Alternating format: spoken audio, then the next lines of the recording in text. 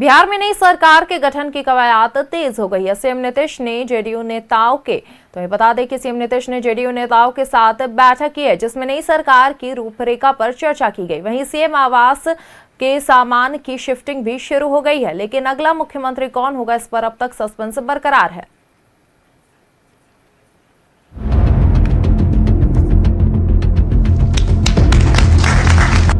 बिहार में नई सरकार के गठन की कवायद तेज। सीएम नीतीश ने जेडीयू नेताओं के साथ की बैठक। सीएम आवास से सामान की शिफ्टिंग भी शुरू। 14 अप्रैल को इस्तीफा दे सकते हैं नीतीश कुमार। नए सीएम के नाम पर अभी सस्पेंस बरकरार। नीतीश कुमार के राज्यसभा सदस्य की शपथ लेने के साथ ही बिहार में नई सरकार के गठन की कवायद भी तेज हो गई है। नीतीश कुमार ने जेडीयू के नेताओं के साथ बैठक की। सूत्रों की माने तो बैठक में सरकार की रूपरेखा और मंत्रियों की संख्या से लेकर चेहरे तक पर भी चर्चा की गई है। इस बीच एक अणे मार्ग स्थित सीएम आवास में सामान की शिफ्टिंग भी शुरू हो गई। सीएम आवास से सामान सर्कुलर रोड पहुंचाया जा रहा, लेकिन इन सबके बीच बिहार का अगला मुख्यमंत्री कौन होगा, इस पर सस्पेंस बरकरार है। बीजेपी ने कहा है कि अभी तो नीतीश ने इस्तीफा दिया ही नहीं, तो पद खाली नहीं है, तो कौन होगा मुख्यमंत्री, इस पर चर्चा करना बेईमानी है। अभी तो उन्होंने राज्यसभा में शपथ लिया है सांसद पद का, अभी तो इस्तीफा दिया नहीं है। तो जब तक कोई रिक्ति नहीं है तो रिक्ति किससे भरी जाएगी, कौन भरेगा, इस पर चर्चा करना बेईमानी होगा और उचित न होगा। समय आएगा, आगे आगे देखिए होता है क्या। इधर कांग्रेस और आरजेडी ने बीजेपी पर निशाना साधा है। कांग्रेस ने कहा है कि नीतीश ने अपनी पार्टी को भी बीजेपी के पास गिरवी रख दिया है।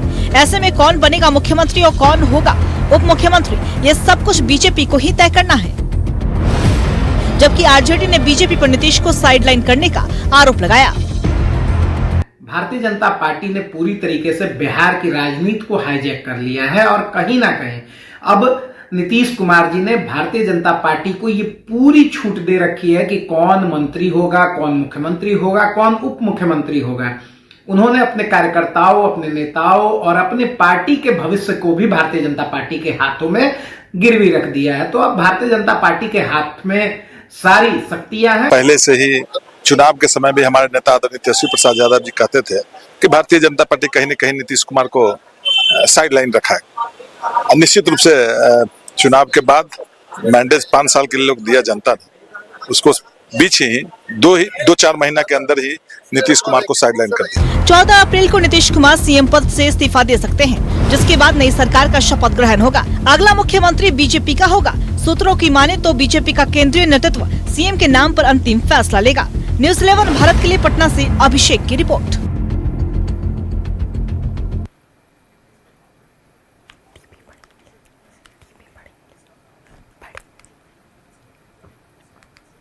बिहार में नई सरकार का काउंटडाउन शुरू हो गया है। राजधानी पटना से लेकर सीएम हाउस तक राजनीति हलचल लगातार तेज होती जा रही है।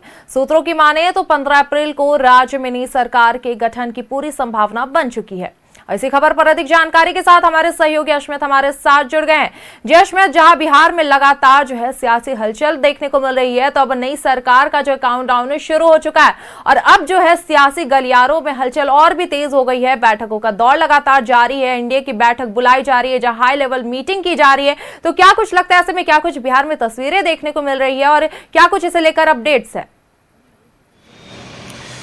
सहवार, देखिए अब बिहार में नई सरकार के गठन के पहले राजनीतिक गतिविधियां काफ़ी तेज हो गई हैं। कल भी मुख्यमंत्री आवास पर कई जेडीयू के सीनियर लीडर्स पहुंचे थे, उन्होंने नीतीश कुमार से मुलाकात की थी और आज भी बैठकों का दौर जारी रहेगा। सीएम हाउस में आज भी बैठक बुलाई गई है और आज भी जो बड़े चेहरे हैं जेडीयू की तरफ से वो सीएम नीतीश कुमार से मिलेंगे। आने वाले समय में नई सरकार के गठन, मंत्रिमंडल विस्तार, इसके साथ साथ कौन से मंत्री को कौन सा विभाग मिलेगा, विभागों का बंटवारा कैसे होगा, इन तमाम मुद्दों पर जो है आज मंथन चलेगा। आज ललन सिंह भी पटना पहुंचने वाले हैं, मुंगेर से सांसद है और नीतीश कुमार के कोर ग्रुप मेंबर्स में ललन सिंह का नाम शामिल रहता है, तो ललन सिंह भी पहुंचेंगे। कल भी देखिए नितिन नवीन की मुलाकात, बीजेपी के राष्ट्रीय अध्यक्ष की मुलाकात गृह मंत्री अमित शाह से भी हुई थी और 1 घंटे तक उस बैठक में बिहार की राजनीतिक हालात पर चर्चा हुआ था और आज से चूंकि बैठकों का दौर शुरू हो रहा है, आज सम्राट चौधरी से लेकर के विजय सिन्हा और बीजेपी के जो नेता हैं वो भी आज नीतीश कुमार से मुलाकात करेंगे सीएम हाउस में। और उसके बाद जो है 13 तारीख को नीतीश कुमार के अंतिम नीतीश कैबिनेट की बैठक होने की पूरी संभावना है। और उस बैठक के पहले आज देर शाम तक उस कैबिनेट की बैठक का नोटिफिकेशन भी जारी हो जाएगा। तो जाहिर सी बात है 14 तारीख को नीतीश कुमार इस्तीफा देंगे और 15 तारीख को नई सरकार का गठन बिहार में होगा। बिहार का अगला मुख्यमंत्री कौन होगा, बीजेपी ने ये तय कर लिया है। भले ही पत्ते नहीं खुले हैं, लेकिन लगभग ये तय हो गया है कि बिहार का अगला मुख्यमंत्री कौन होने जा रहा है बीजेपी की तरफ से। तो बैठक दिल्ली से लेकर के पटना तक यह मंथन लगातार जारी है। सीएम नीतीश कुमार दिल्ली गए, उन्होंने राज्यसभा का शपथ लिया और ठीक उसी शाम में वो पटना लौटे और फिर उसी दिन जो है बैठकों का दौर शुरू हो गया। उस दिन भी नीतीश कुमार से मिलने के लिए जेडीयू के कई नेता पहुंचे थे सीएम हाउस। कल भी संजय झा जो जेडीयू के राष्ट्रीय कार्यकारी अध्यक्ष हैं वो भी सीएम हाउस पहुंचे। कल देर शाम विजय सिन्हा सीएम हाउस पहुंचे और उसके बाद वो राजभवन चले गए, वहां उन्होंने राज्यपाल से मुलाकात की। तो बड़े नेताओं का सिलसिला आज भी जारी रहेगा। और दूसरी बड़ी बात यह है कि जितने भी एनडीए के विधायक हैं, चाहे वो बीजेपी के हों, जनता दल यूनाइटेड के हों, आरएलएम के हों, जीतन राम मांझी के हों, जितने भी एनडीए के घटक दल हैं, सभी के विधायकों को पटना बुलाया गया है। आज सुबह से लेकर के शाम तक में सभी विधायकों को पटना बुला लिया जाएगा और सबको ये कहा गया है कि आपको राजधानी पटना में ही रहना है जब तक नई सरकार का गठन नहीं हो जाता, जब तक फ्लोर टेस्ट नहीं हो जाता बिहार में। तो बहुत ज्यादा राजनीतिक गतिविधियां तेज होने वाली हैं बिहार में। आज भी बैठकों का दौर सुबह से ही शुरू होगा और जो विधायक इधर उधर अपने विधानसभा क्षेत्रों में थे उनके आने का भी सिलसिला आज सुबह से ही शुरू हो गया है। तो जितने विधायक इधर उधर थे उनको भी पटना बुलाया गया और साफ निर्देश दिया गया है कि आपको पटना में ही रहना है। तो जितने भी बड़े लोग हैं या फिर बड़े चेहरे हैं, बड़े नेता हैं, वो सब भी आज पटना पहुंच रहे हैं, जिनमें लल्लन सिंह, गिरिराज सिंह जैसे तमाम जो दिग्गज नेता हैं एनडीए की तरफ से, वो भी आज पटना पहुंच रहे हैं। तो आज भी बैठकों का दौर जारी रहेगा। जी बिल्कुल अश्मित, जहां मंत्रियों का जो है संख्या को लेकर लगातार चर्चा चल रही है या विभाग के बंटवारे को लेकर लगातार चर्चा चल रही है और बैठकों का दौर भी हमें देखने को मिल रहा है, तो क्या लगता है ऐसे में क्या कुछ फैसले सामने आ सकते हैं और क्या कुछ जो है तस्वीरें हमें आगे देखने को मिल सकती है?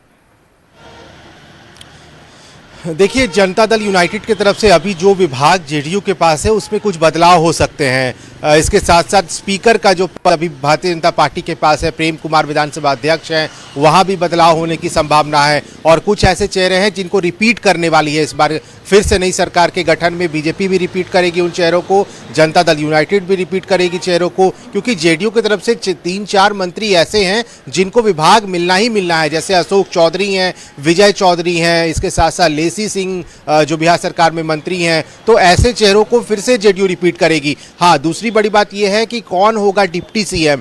जेडीयू की तरफ से डिप्टी सीएम की संभावना है। निशांत कुमार को लेकर के ये लगातार चर्चा चल रही है कि निशांत कुमार को भी बड़ी जिम्मेदारी मिलने वाली है। तो ये देखना होगा कि निशांत कुमार को कौन सी वो बड़ी जिम्मेदारी मिलती है, उन्हें डिप्टी सीएम बनाया जा सकता है, क्योंकि जेडीयू के जो कार्यकर्ता है, नेता है, उनकी ये मांग रही है कि अगर उनकी पॉलिटिकल एंट्री हुई है और नीतीश कुमार राज्यसभा चले गए हैं तो निशांत को बड़ी जिम्मेदारी मिले, उन्हें डिप्टी सीएम का पद दिया जाए। और इसके साथ साथ कौन सा बड़ा विभाग उनको मिलेगा ये भी देखना होगा। तो इन सभी चीज़ों को लेकर जो फॉर्मूला है उस पर भी आज मंथन होगा सीएम हाउस में। बीजेपी की तरफ से भी मंथन होगा, जेडीयू की तरफ से भी होगा। तो कुछ चेहरों को रिपीट करेगी, अपने अपने दल के जो मंत्री हैं कोटे के, उनको रिपीट कर सकती है, और नहीं तो फिर कुछ नए चेहरों को ही मौका मिल सकता है। बहुत ज़्यादा संभावना नहीं है कि नए चेहरों को मौका मिलेगा, क्योंकि हाल के दिनों में सरकार जब बदला भी था उस वक्त भी हमने देखा था कि रिपीट नहीं किया गया था चेहरों को। लेकिन इस बार बहुत बड़े फैक्टर होने जा रहे हैं निशांत कुमार, नीतीश कुमार के बेटे। ये देखना होगा कि उनको कौन सी जिम्मेदारी मिलने जा रही है।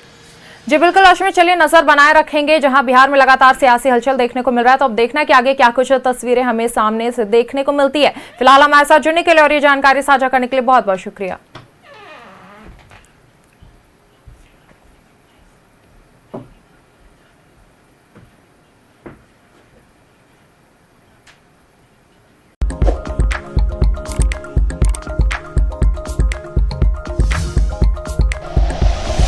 Like and share videos, subscribe करें हमारा चैनल और प्रेस करें बेल आइकॉन। न्यूज़ 11 भारत, सच है तो दिखेगा।